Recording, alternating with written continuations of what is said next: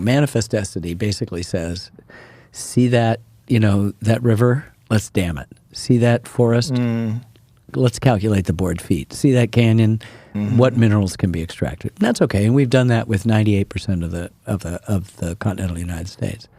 But we also, in the midst of all of that, set aside these places that were so spectacularly beautiful, like Yosemite or Yellowstone or the Grand Canyon or Zion or Bryce or Canyonlands or the Everglades or Acadia or Smokies, and just said, I want my children and my children's children's children to be able to see these. That's one of the most extraordinary things about this country is what Teddy Roosevelt did with national lands. That's why I said it's the Declaration applied to the land. No other countries. We invented national parks.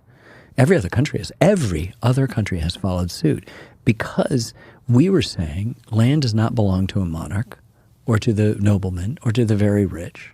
And just reverse engineer that for a second and say, okay, we don't have national parks.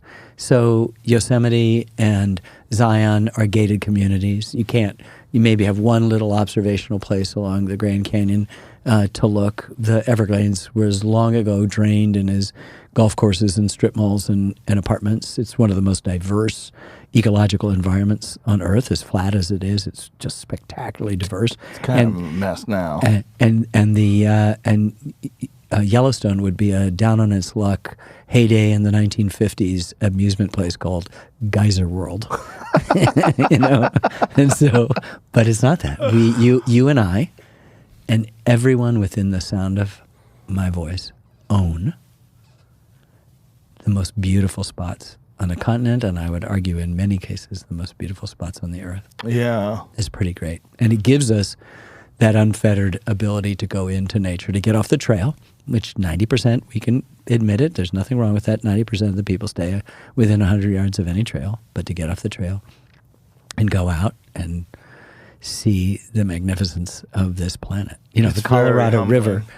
Yeah, you stand, and the thing I like about the parks is that it isn't just what you see, it's who you see it with. Like you stand on the rim of the Grand Canyon, and the Colorado River exposes Precambrian Vishnu schist that is 1.7 billion years old. That's almost half the age of the planet itself.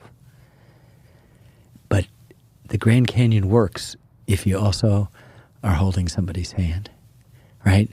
It's like who you see it with becomes central to the experience of it. Muir called it a grand geological library, all of the strata. It was like a library of telling stories of